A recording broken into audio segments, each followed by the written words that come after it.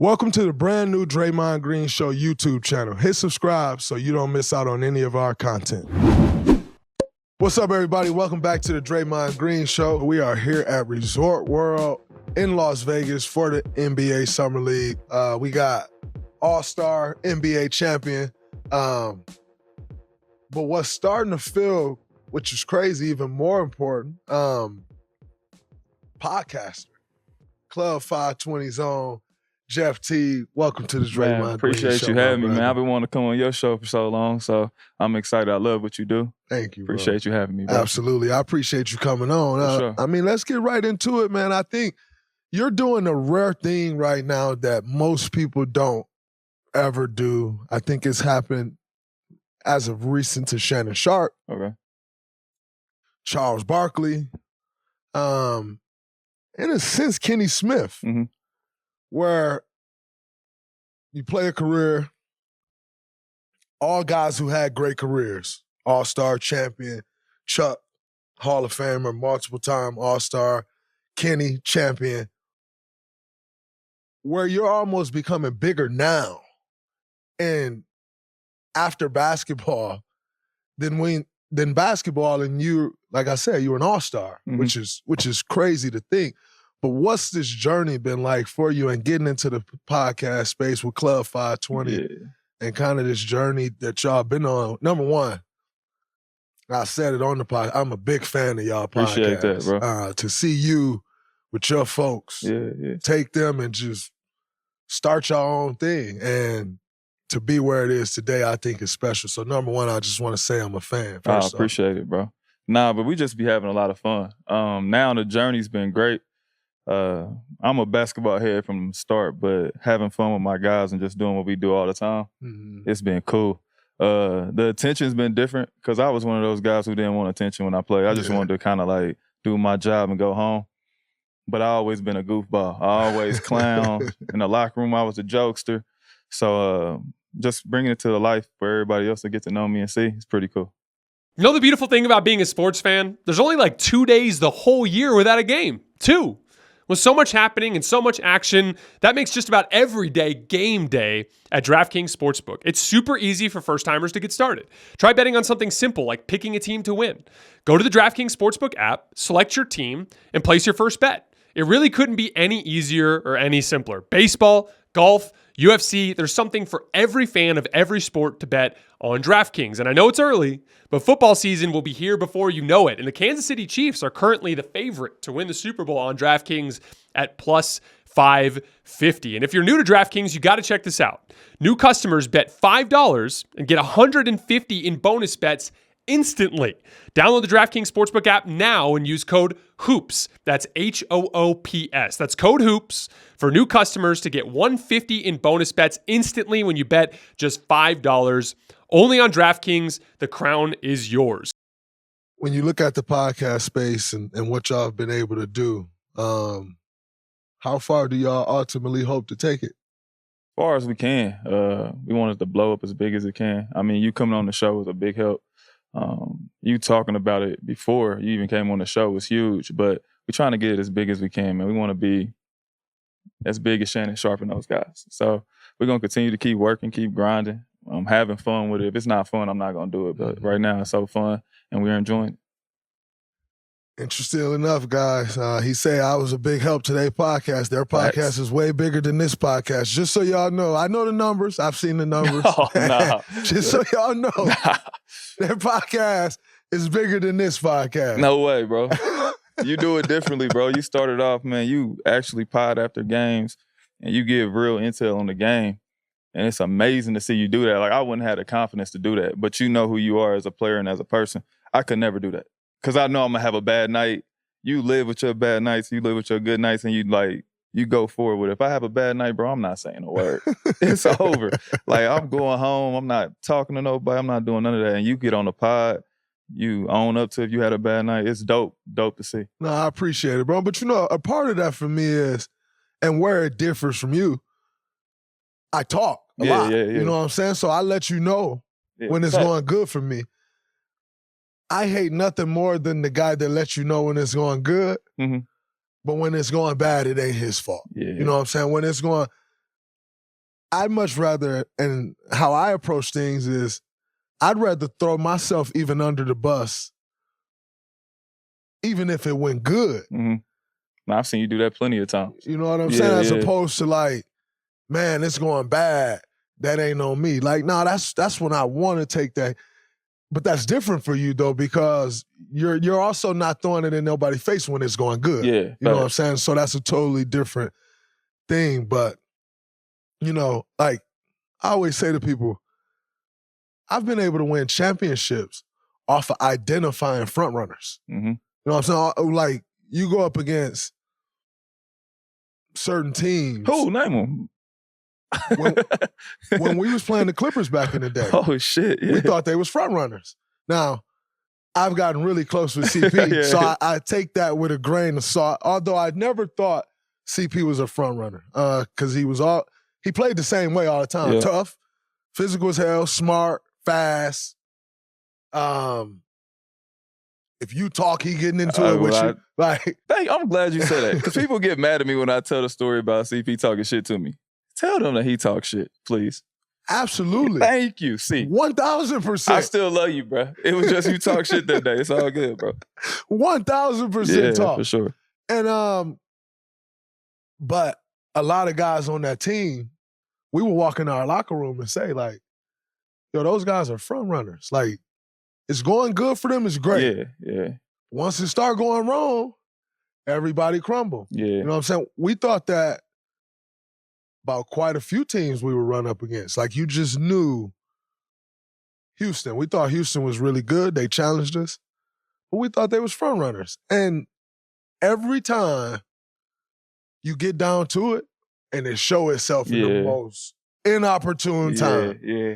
And so that's why, like, even through our runs, you would see guys like flopping, like Steph wouldn't flop. I remember at one point the flopping was so bad in the NBA, we'd be like, yo, Steph, you gotta flop, man. Shit. Clay, you gotta flop. I got paid off flopping. I can't say nothing, bro. I was stopping on the screen, shooting, doing all that stuff. That was me. I said, I got at least 6 points a game. I know it. I remember one time, it's funny. I did it to Steph, and then he got pissed. He's like, that shit when he came down the next play and did it, was like, doing all this stuff to the crowd, was crying, laughing. I was like, I don't care, bro. Shit, I'm just trying to get these. I need 8 points, bro. Did you, in going through contract situations, I always hear, you know, Sean Livingston and Andre Iguodala, David West, they would always say to us, yo, y'all don't know the real NBA. Y'all been here with the Warriors. They come in, obviously, once they see how the organization. And they would always tell me, Steph, and Clay, like, yo, y'all don't know the NBA. Like, y'all ain't never played in the real NBA. Nah, y'all didn't, man. Y'all had it good. I played in the real NBA where people, like, I think it was one time you said something to Moe Harkless why he wasn't shooting threes. Facts. Yeah, I've been on those teams. Like, when I came into the league, I love Jamal Crawford, but he was in a contract year. I think Marvin Williams just got paid. It was a couple guys who was trying to get money. And that's the first time I heard about, like, stats and stuff. Like, because when I played in college, you just tried to win. Absolutely. Like, I'm doing whatever I can do to win. But I heard him say, Manu Ginobili averaged 14 points. He got 12 million. I'm averaging 18. I'm like, you playing good for us, though, bro. He's like, man, fuck that. I need the money. I'm like, oh, okay, that's how that worked. And then ever since then, I was on teams where it was always somebody contract year. And it made our team weird. The only year we didn't have a contract problem was the year we won all them games. Wow. Everybody had got paid, and that's the year we were good. And y'all had 4 All-Stars that year. That's the year we were good.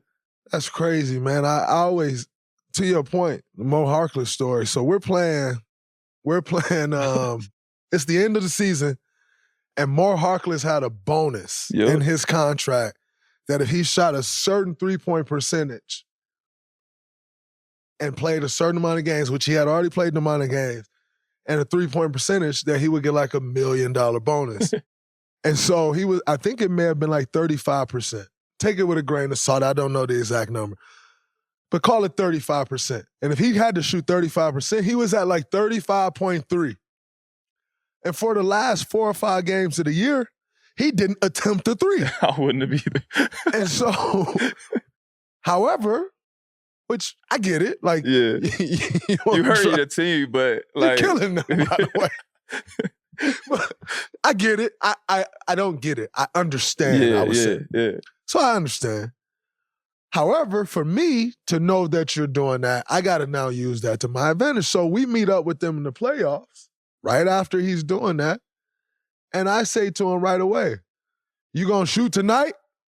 Because you got your bonus now, or you still scared to shoot? Hey, he's scared to shoot, fellas. He don't want to shoot tonight. He's still worried about his bonus. That's a fact. It play a role. He tanked the rest of the series. He tanked. Oh, man. Oh, you can't do that.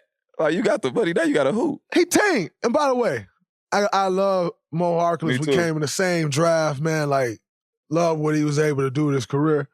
But it was situations like that that for me, as someone who like to play mind games and like got to try to get under somebody's skin.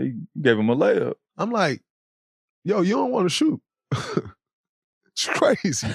Like, but you got to understand, though, like, that's why David West and them said y'all ain't been on the real NBA. Y'all always been in situations where, like, I'm going to get that. Like, not you, because you came in as a second-round pick, but when you got there and you solidified yourself, you basically been almost a max player every time. So guys like me or guys who, you know, had to kind of like get their contract and they need those bonuses, I understand where they're coming from, but as a player hooping, I couldn't have done that. Like, I got to hoop. Yeah, I'm just going to hoop. But in the back of my mind, if I would have went 34, I would have been pissed. I missed that million. And we were sad. Oh, man, I was hurt. But it's all good. Here's the thing, though. I struggled with shooting for a couple years, 2-3 years span of my career because I lost confidence in it. I got totally lost confidence in my shot. And so I struggled with it a bit. I still don't know if my mind would process like, yo, you can't shoot because your percentage about to drop. That's crazy. Nah, you a hooper, though. And you like to win. But you come from a winning, Michigan State, you a winner. Yeah. You've been in winning environments. Like, you ain't never really been around losing. Like, I've been around some losing before. And you start looking at stuff a little different, like, all right, we about to win 20 games this year. I need my bonus. So I get where Mo at with it, but as a hooper, you can't do that, especially if you was a playoff team. No, that's a fact. Yeah. That's a fact. Along the lines of podcasting, you actually just did it a little bit here. How did you figure out, because you have a skill that I'm not sure I've seen really anybody else do. You have this skill in the way about you're talking about yourself, talking about your career in the way that I've never seen anyone do before. And I guess my question is, how the hell do you remember all these stories? Like, are these stories that amongst you and the guys that you shared before, and they like, yo, you remember this, you just remember all these stories? Like, how did you come up on that? I remember everything. I'm not gonna lie. I can tell you stuff from when I was 4 years old. But it really happened because my wife, we were at home one day and she was like, we were doing a podcast and we would joke around all the time. She was like, nobody wants to hear about what y'all did up the street. She's like, nobody care about you going upstairs and having a drink with your friends. Tell us something about the NBA. And I was like what? She was like, she watching the game. She liked basketball. She was like, Jimmy Butler out here playing with, I don't even know these white dudes. And I'm like, what? She was like, that's how he did y'all in practice, right? And I looked at her, I said, what? She said, go tell that story. And I swear I called him, I said, let's do a podcast. We went downstairs. I was like, Jimmy is literally playing with, that's when, what's my guy name that play in Cleveland now? Max Strus. He was just starting to come on or whatever. And I'm like, yeah, that remind me of practice. I got to tell this story. And it was just like perfect timing. And after that, it just kind of caught a wave. Because I told stories before, but after that, it just became a thing. And I was like, man, let me tell them about my experience in the NBA. There's always a great woman behind all the greatness, man. She about to be geeked. It's always a great woman behind the great things to come. Nah, she literally did that. So, and the way you talk about your career as if you wasn't Jeff Teague. Like, I don't take it serious. Like, I take it all for like, it's love. Like, I hooped. It was something I love to do. And it was like something I would do for free. So I don't take it too serious. Like, everybody else be like, man, I'm a 8-time champion. I did this. I'll be like, shit, okay, and then what? Like, off the court, who are you? it don't really matter when you in a real world like That's that you hoop. So I don't take it too serious, really. That's a fact. And speaking of the business side of the podcast, you was just telling a story when you went and bought your first cameras to record the podcast. Yeah, I bought a $1,000 camera because my guy Mike was like, we're not spending all that money on something that you're not even good at. And now he the producer. So his cameras is weak now. Nah, but it's all good, man. Like, this is just the best stuff, though. Like, talking to you, get to chill. I love this. It's like locker room talking to me, though. Facts. Yeah, that's why I love it. I agree. It's for me, I enjoy when I have a guest on. Obviously, I do a lot of shows by myself. I don't know how you do that either. Well, it's an interesting That's thing. Amazing. And I bet you can do it because all it is this. You're essentially, you kind of have to play the role of two people. Like, so you got your opinion, right? And in order for me to get you to understand it, I also have to give you the opinion of the other side so you can kind of compare the two. I can't just be like, oh, I think X, Y, and Z, and then move on. Yeah. You know, that's not a conversation. No, right? it's not.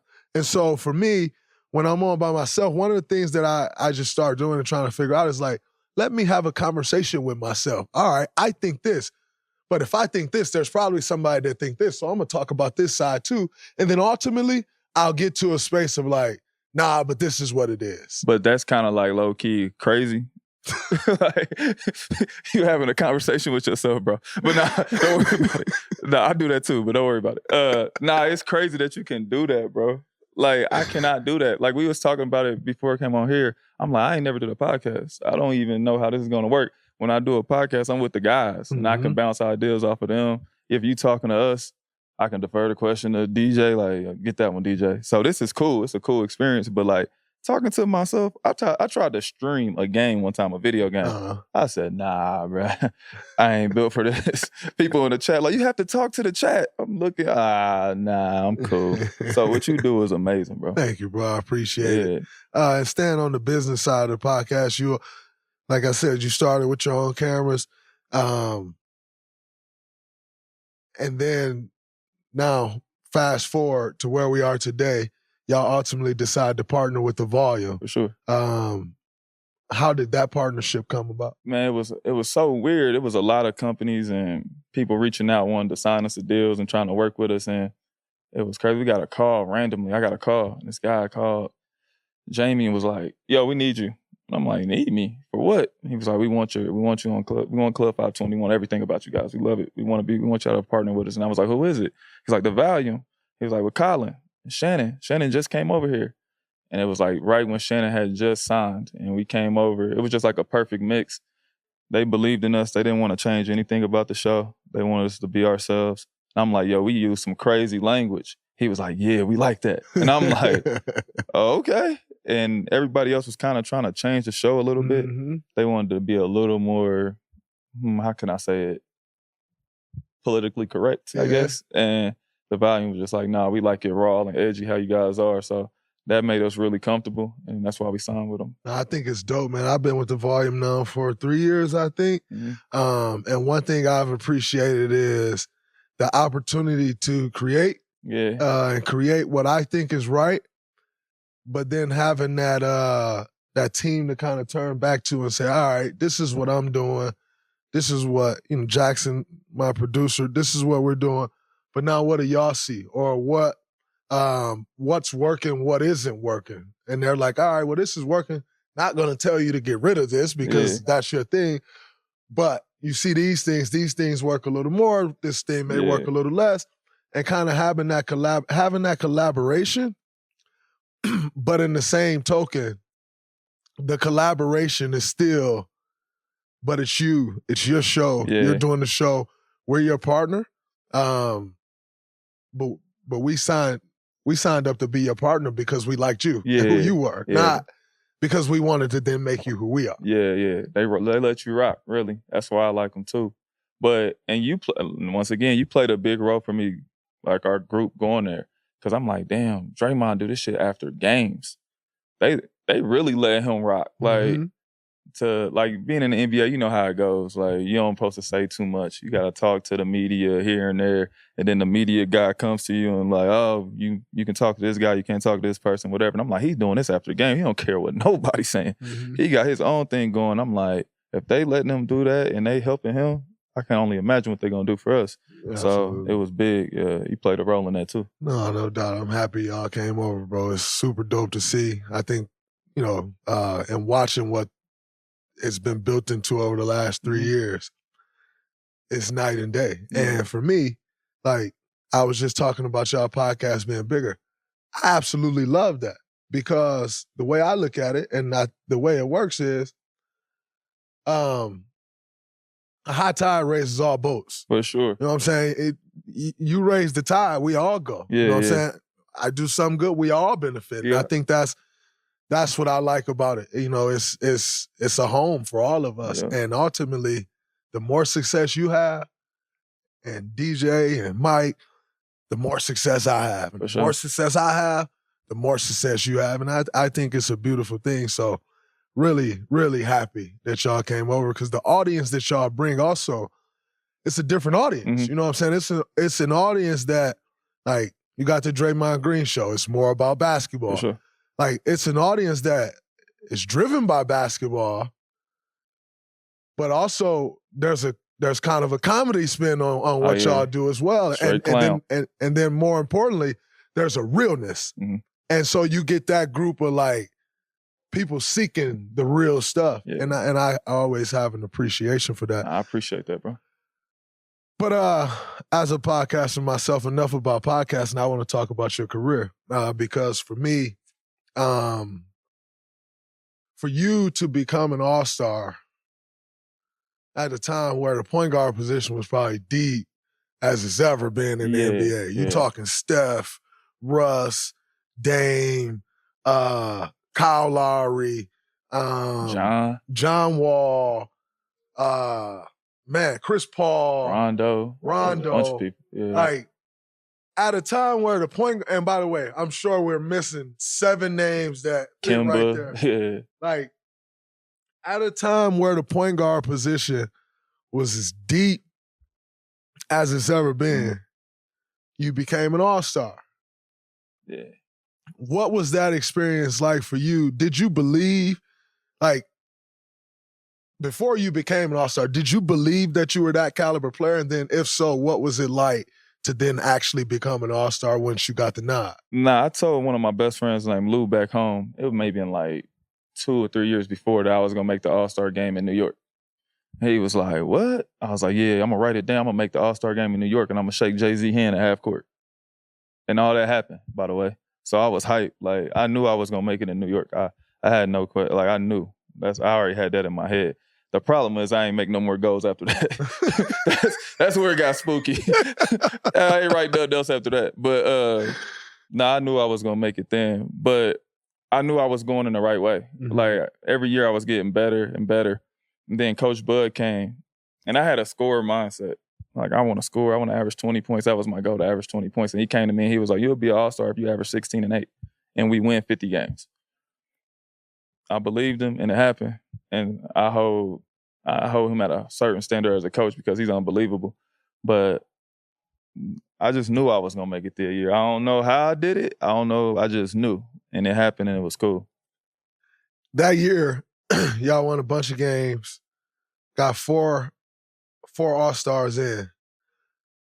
But the people want to know. Yeah. So I must ask, should there have only been 3, though? I ain't gonna lie. Kyle was the main, like, he was so much of a focal point on our team. He made all of our jobs so much easier. I got to go to my right hand anytime I wanted to because Kyle was sitting in that corner. You couldn't leave him. So I was walking to the basket. So I'm not gonna say he shouldn't have been an all-star, but his numbers and stuff like that, I mean, whatever. But we knew how much he meant to our team. Mm-hmm. He was definitely probably the MVP of our team because he did all the little stuff and he made defenses change. Mm-hmm. When Kyle was on the floor, you had to account for him. Like, he was almost like the go-to player for us. Like, people had to take him out the game because we ran our flow offense. Yeah. And it was based off him shooting threes. Mm-hmm. And when he wasn't making threes, we were tough. We was in a tough situation. When he made threes, we'll score 130 points. Yeah. So I don't know. I mean, people say a lot of times like he shouldn't have made it, but I was happy he made it. He was one of my favorite teammates. It's interesting because when I think back to playing against those teams, to your point, a bunch of y'all sets were him coming Flying off downstream. Yeah. You get slips. Yeah. You get, guys completely fucking up the matchups. For sure. And if not, he coming off dot in the eye. As someone who averaged 8 points and made an All-Star game, you're not going to get me to sit here and say his numbers wasn't right but and he shouldn't have made it. You was, important part, bro. I tell everybody when we used to play y'all, I hated playing y'all because they be like, back off of Draymond. But then you can pass and you see the whole floor. But then you will go dribble handoff with Steph and then I don't got nobody to help up with me. Mm-hmm. And it's like, that's good. Same thing with Clay. And I'm like, y'all don't understand what this man is doing. He the point guard. He really the point guard. He getting a rebound, pushing the ball, and y'all telling me to chase Steph around. This the point guard. So I'm yelling at Paul and them like, guard him like y'all guard me. Get up. And they like, no, we got to back up. He ain't going to shoot it. Man, I'm like, y'all tripping. He Rondo. This is Rondo. He just a taller Rondo. But hey, it's part of the game. No, a lot of teams did it. A lot of teams do it. And I absolutely love when teams be tripping, bro. You just going to let me sit here in this pocket and pick you apart? He tripping. Kenny Atkinson, you know Kenny. Yes. He was the first one. Me and him talked about it for hours. Like, Kenny is a great basketball mind. Yes, he is. And me and him, he's like, you got to get up on Draymond. You got to get up on Rondo. You cannot let him sit back there like Tom Brady. They're going to pick you apart. But nobody would listen to him. I'm like, Kenny was my guy. So I'm like, Kenny, you're right. I'm watching tape. You got to get up on him. I was like, and you dang near got to switch. You got to make Draymond score. Like, you got to make him get 25. And you got the ability. I remember one time we played you. You was killing. I was pissed. And you was talking so much. He like, yeah, motherfucker. We was doubling the ball and you was getting in the pocket. You was making floaters, throwing lobs to bogan and shit. I'm like, all right, man. Fuck it. I'm like, man, I hate this dude, man. He was like, yeah, you better get out of that. This shit ain't gonna work tonight. But hey, that's what you did, bro. You unbelievable at it. No, I appreciate it, bro. I'll never forget my first basket in the NBA. My first field goal I made was against y'all. I got the text. Smooth stood under the rim and was like, I came off the down screen. I caught it at the top of the key. He stood under there. I hit the three. Like, yeah, you better get your ass out here, Ted. First basket in the NBA. Hey. Been the story of my career ever since, man. A legendary story, though. For sure. For sure. So, I'm definitely rocking with that. But Al Horford, yep, teammate of yours, just got his first championship. So happy for him. Definitely, so happy for him. What were those feelings in watching? I know me and Al kind of had a thing in our finals. I don't know how he feel about it. I don't take nothing personal. Maybe he do. I really don't give a shit. But I love that about you. Like he may fucking hate me. I don't really care. But a lot of people, including me, are happy as hell for him. Mm-hmm. What was that like for you? Somebody who kind of started him on that trajectory with those teams that y'all had, but wasn't able to get over the hump. In year 17, he finally gets it done. What were those emotions like? I was so happy for Big Al, man. Because I know how hard he worked and I know how bad he wanted to win a championship. He always would talk about winning at Florida, winning back-to-back championships. And he was like, man, I used to make a joke like when we won in Atlanta, I'm going to be on the Magic City float. And he used to be like, only you would say that. Only you would say that. He's like, let's just win and just get on a float. Why'd it have to be Magic City? And I'm like, yeah, I'm going to be on that Magic City float. You know how it's going. I'm going to have $1,000. And everybody, I'm just telling this crazy story. And he would be like, I want the championship so bad. So to see him win and to see his mom, his wife, his kids, his brother, his dad, they all there, his sister, I'm like, yeah, I know that meant the world to him. And to do it in Boston, because he left Atlanta to go to Boston for a championship, and to have that happen for him, I was like, yeah. No doubt. I'm hyped for you, bro. Absolutely. In our careers, I always say we all play to get replaced. Coach to get fired. Yep. General managers create teams to get fired. That's just the business that we're in. We get older, our talents deteriorate. I'm kind of headed towards that path now.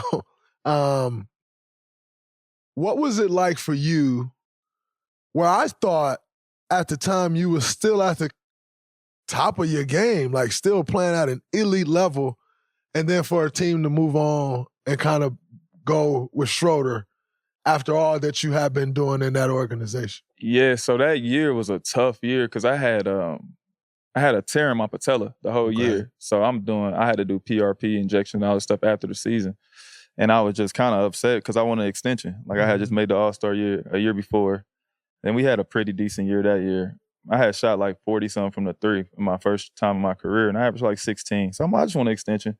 I didn't want nothing crazy. I just wanted to stay in Atlanta. And they kind of like, we don't know. And I was like, okay, that says a lot. So I was like, what do y'all want to do with me? And they was like, what do you want to do? I was like, I never had somebody ask me that. And I was like, well, if y'all asking me, I mean, y'all want me to make a decision. Y'all don't want me here no more? And Coach Bud was like, I do, but the GM, they might want to go a different way. And it kind of threw me off. So I was like, all right, well, I did a lot for the city. Where y'all going to trade me? And he was like, Philly. It was out of nowhere. I was like, Philly? Y'all really going to trade me? I was hurt. Then Coach Bud was like, I can't do you like that. Where you want to go? And I was literally sitting on my porch in my house in Indiana with my brother. I was like, I want to play for the Pacers. He was like, I got you. I'm going to trade you to the Pacers. I'm going to call them and we're going to figure out how to get you to the Pacers. He was like, that's what my favor I'm going to do for you. He was like, I hope you sign an extension there. I hope you stay there for a long time. I love you, man. I'm going to do that for you. Then he traded me to the Pacers. Wow. Yeah. Wow. So you got a lot of love for him. I love Coach Bud, bro, because he didn't have to do that. He could have traded me to Philly, and that's when Philly was down bad. And he was just like, we want to get a draft pick or something. Then he was like, man, you did too much for me. I mean, I just got paid $25 million. He was like, you deserve to get paid, but I don't really control that. But he was running the team, but he was like, the owner and assistant GM, they really want to go with somebody younger. He was like, but I'm going to trade you to the Pacers. Yeah. That's fire. Yeah. So That's I appreciated that because I was at the crib, and that was the funnest year I ever played playing basketball. I was just about to ask you, like, what was that like going home to play, having all your guys there, all your family there? For most people, that can be a distraction. What was it like for you? See, my family, we don't really take, like, the NBA too serious. Yeah. Like, it's like, all right, you playing the NBA, but you just little Jeff. You Nacho. That's you. They call you Nacho? Yeah. So, why? I can't really say on camera, bro. I'll tell you one day, bro. But they called me that at the crib. But when I was at home, everybody just treat me like that. Like when I go places, I go to the hole in the wall, bro. And I don't gotta worry about nobody trying to. Everybody, I'll tell you what up, bro. It's just like Jeff, bro. It's different. I don't know if you feel like that when you go home. I do. Because I think the same way. Like, I don't go home much. I'm from Saginaw. Yeah. Indianapolis. Although it ain't one of the greater NBA cities. It's definitely not. I mean, hey, it ain't. It's a better city than Saginaw.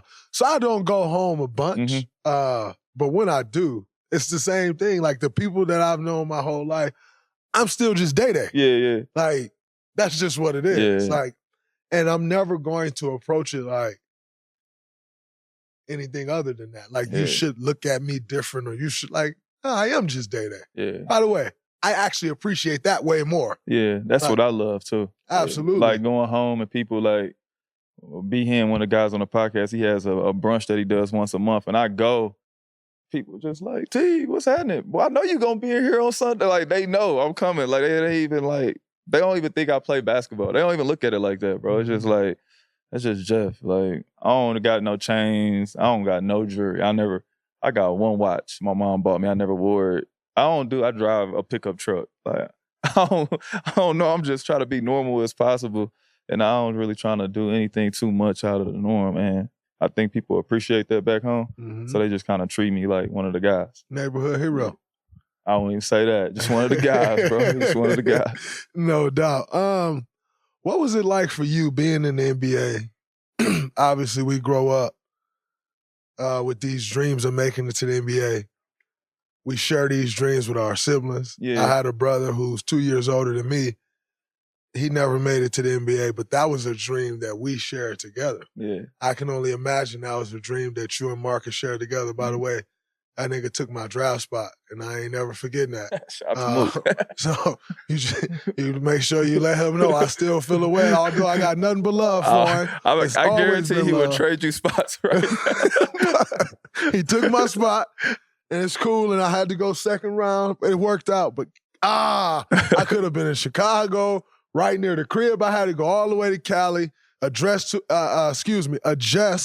to a new way of life that I felt like I was in Istanbul or something. I was so far away from home, homesick. So you just let him know he ruined my life for the first 2 years of my career, but it's cool. But what was that like when you saw him ultimately become a first-round pick and you're already in the NBA? Oh, man, that was an unbelievable feeling. Like, we knew he was going to the NBA. I mean, he was #1 player, all that stuff since he was 7th grade. So I knew he was going to NBA, but it was just still a moment where it was like, damn, man, your dream really came true. Because my dream wasn't the NBA. Really? I mean, you know, as a little kid, you be like, I want to make it to the NBA. But when I start getting older, I start realizing, like, I played against Eric Gordon in high school. I'm like, okay, that's like an NBA player. I'm probably not an NBA player. Like, he got 30. I got 30, but his 30 a little easier than my 30. Right. And then, like, when I went to college, I went to Wake Forest. We weren't that good. And I seen James Johnson. I'm like, that's an NBA player. Probably not an NBA player. So I started putting real goals together. Like, all right, I'm going to graduate from Wake. I'm going to probably play 5 years overseas. I'm going to try to save up like $3 million if I can, as long as I can play. And I'm going to go back to my high school, be the coach, probably teach a little bit, and just live off the three, you know, make a couple hundred, like 100,000 or two, whatever, hopefully being a teacher and a coach and doing some other stuff in business. And then just live, have a family, have some kids. All this, never in 1,000 years would I thought this would happen. Do you still want to be a high school coach? I am a high school coach. You coach the high school now? Yeah, I did it. Yeah, I'm the head coach at Pike High School. Really? Yep. Y'all weak? We was last year.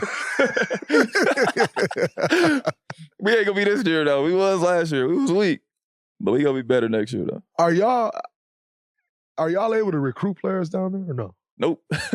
Can't recruit. Nah. So you gotta live in the neighborhood. They just opened up where it's like to open the school gates, whatever you want to call it, where we can like get guys from different neighborhoods. Open enrollment. Yeah, but barely at Pike. Not really. Barely. You gotta kind of be recruited, I guess you can say, suggested to go here or whatever, but it's getting better. But we got a really good team. We got some young guys who actually are really talented. We got some guys with Michigan State looking at, so we all right. That's fine. Yeah, we all right. Speaking of James Johnson, probably the most feared man in the NBA. Definitely.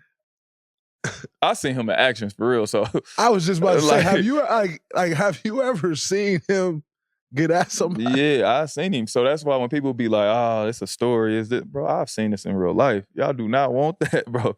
I tell everybody, I seen him knock out 3 dudes at one time, seen him knock out 7-footer. I ain't seen it all. Like, he not nothing to play with, bro. And he get into a kickboxing stance. So, like, you know, you about to fight somebody, you square up.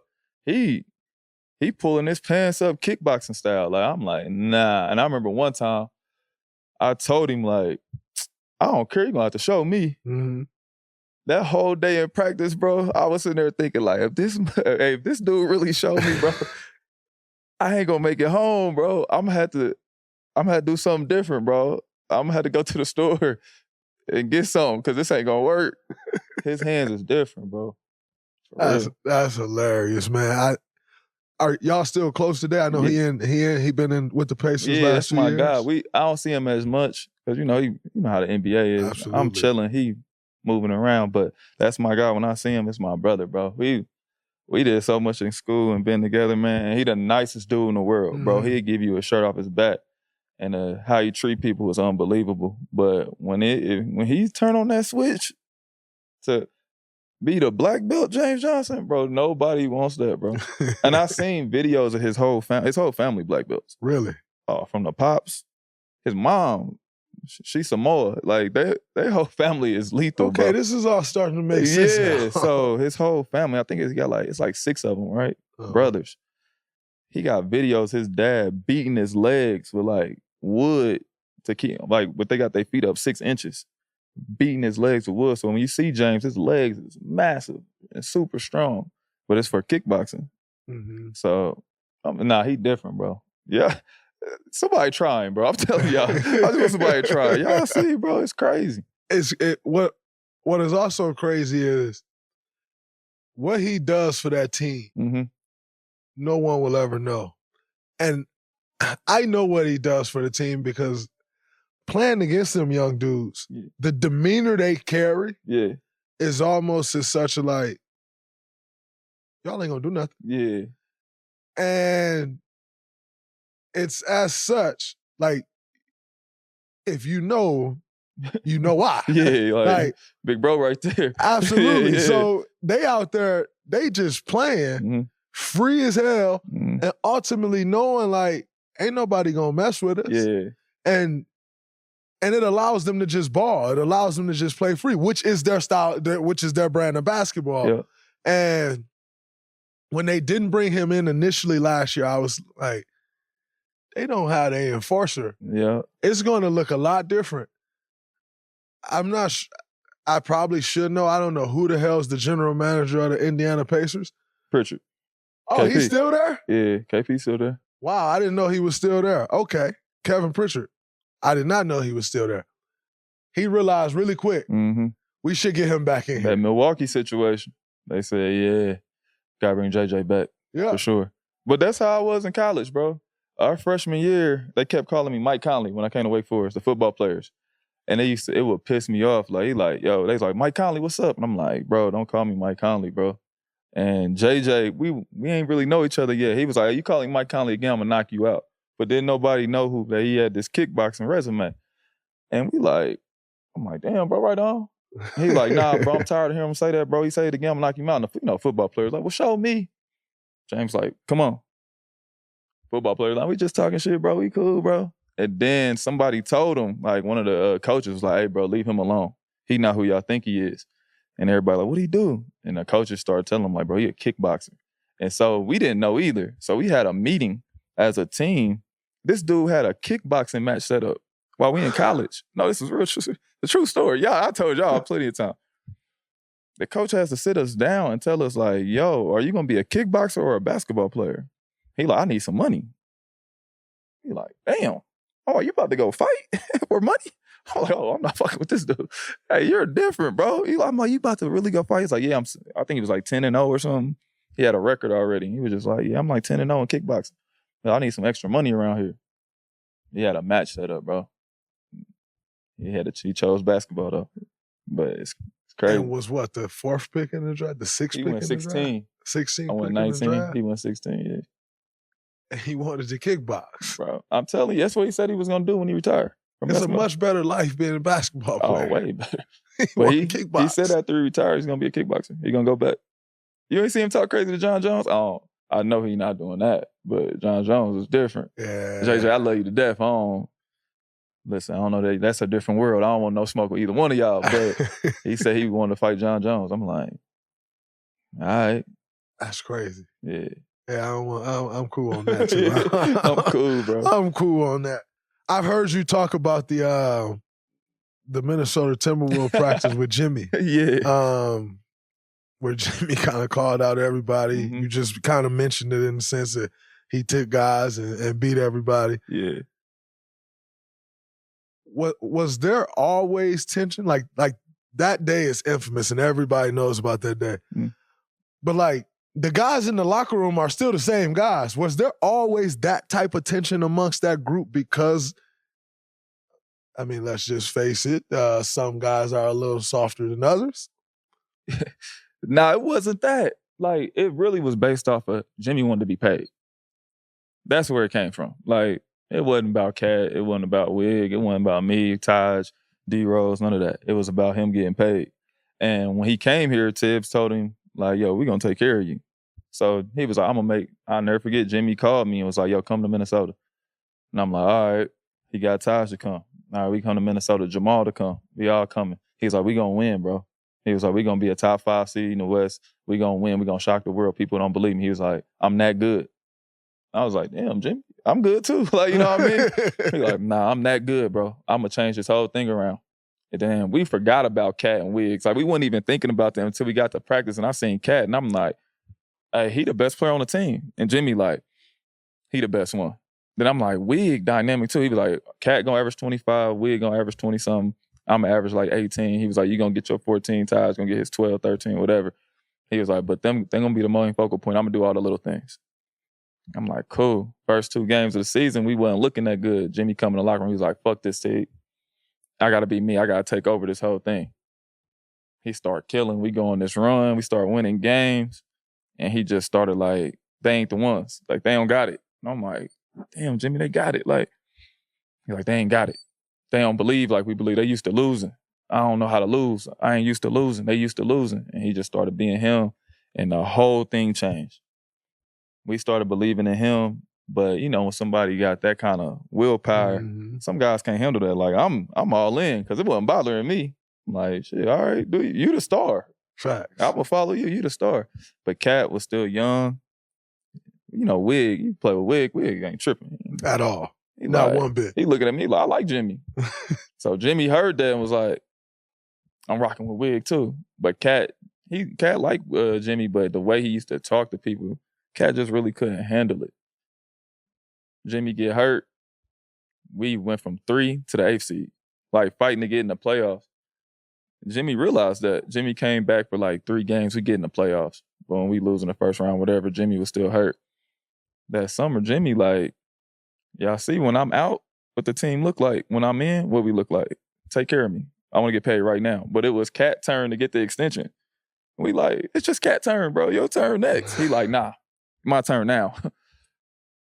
Like Tibbs calling me like, can you just tell Jimmy we're going to play him next year? Jimmy said, no, now, or trade me. Shit, Tibbs like, I can't do it. I was like, pay him, Tibbs. Tibbs like, I can't do it. I literally can't do it. Jimmy was like, I'm out. We have a meeting. I'm like, Jimmy, please, I'm calling. I don't even know why I was calling him. Because I didn't even care. I'm being real. Look, this is just me being real. I didn't care. I'm like, Jimmy, if you want to leave, you go leave. I just signed it. I'm mad you brought me here because I could have stayed in Indiana. But if you go leave, bro. All right. We gonna hoop regardless. I love you to death, but I can't be begging no man to stay somewhere. I don't care that much. He like, yeah, I'm out, T. I'm like, all right. We have a meeting. Taj like, no, Jimmy, you can't do that to me. He was, I'm gonna have a meeting. If anybody tell anybody, this is how Jimmy was talking to us.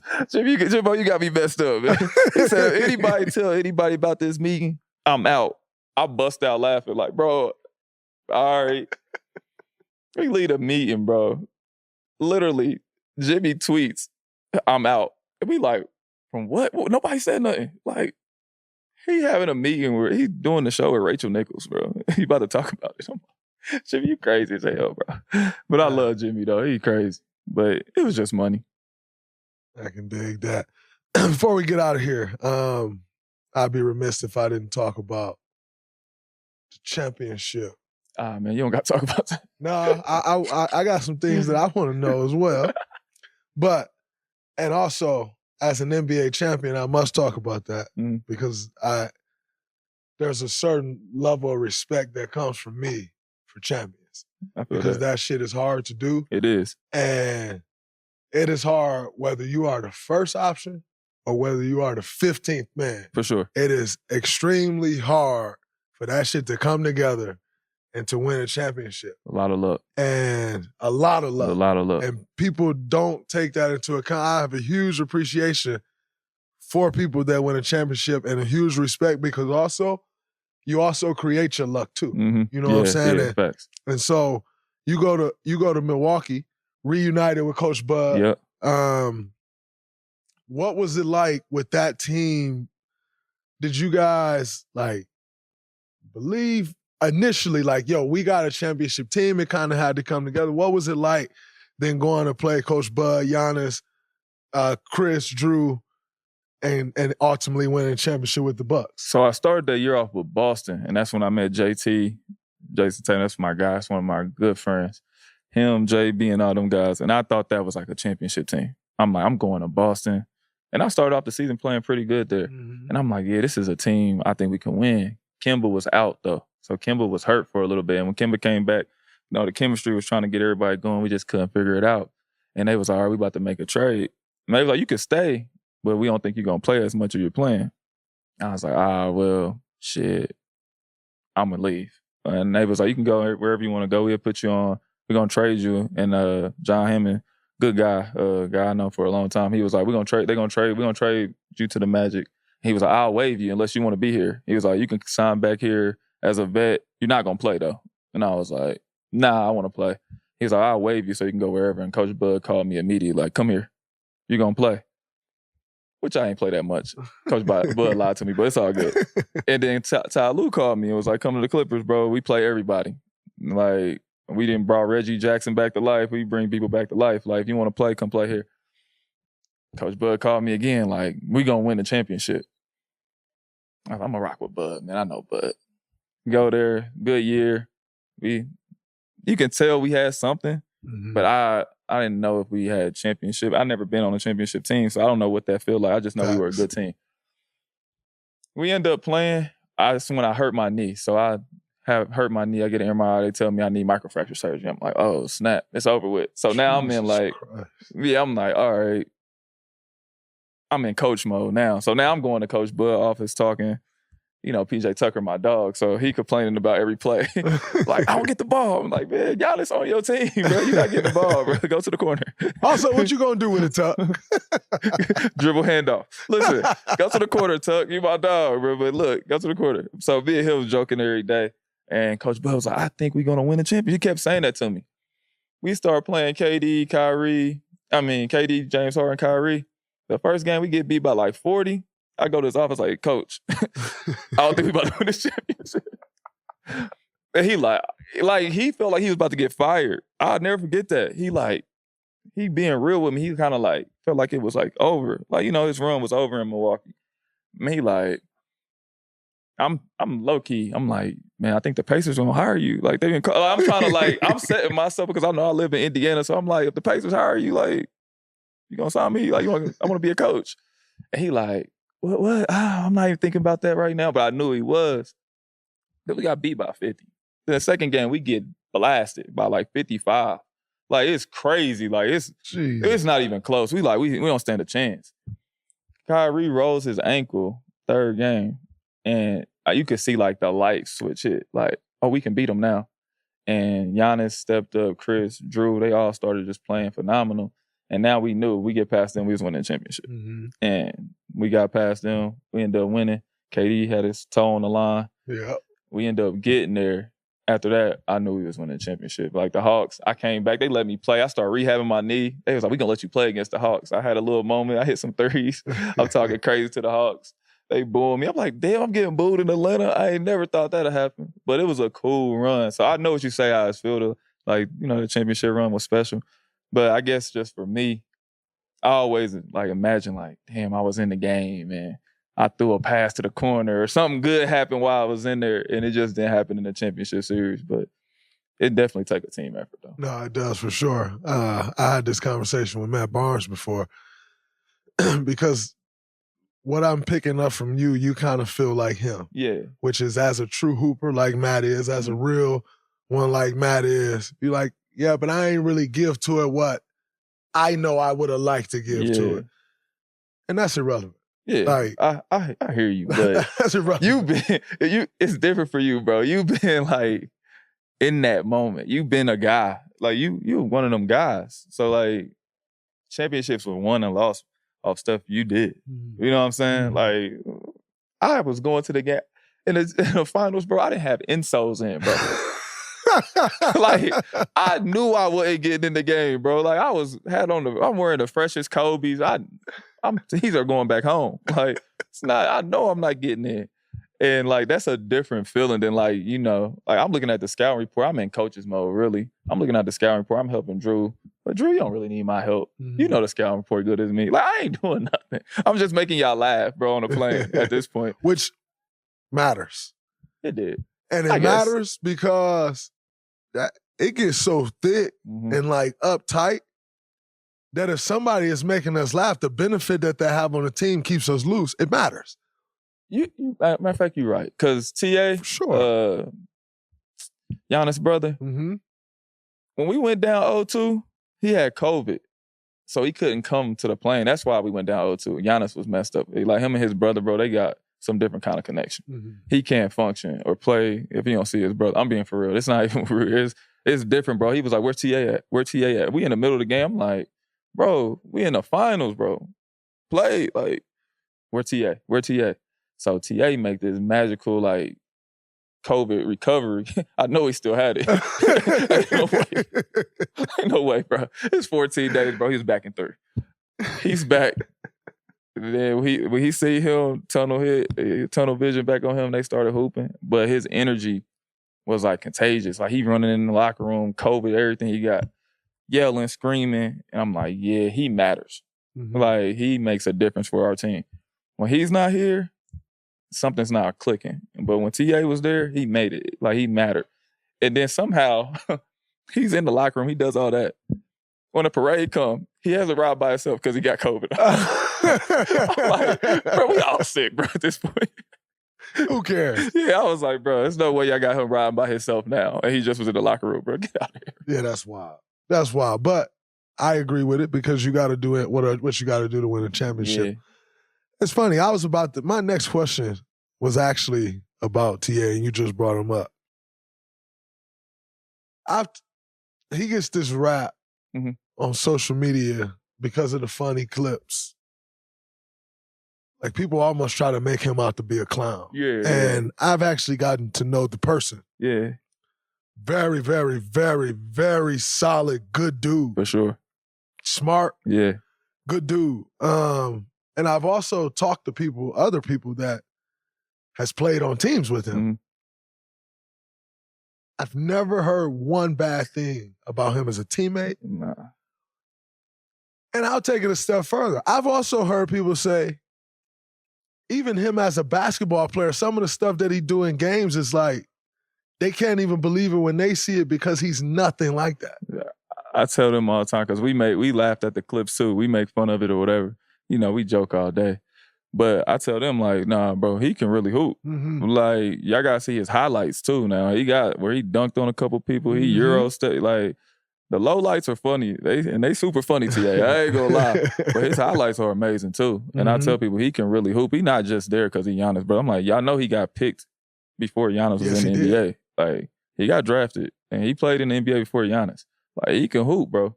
And I'm glad you brought that up because TA, he do his job very well. I mean, he cheer on the team. He's a great part of that organization. Like, he makes it run. I'm not gonna lie.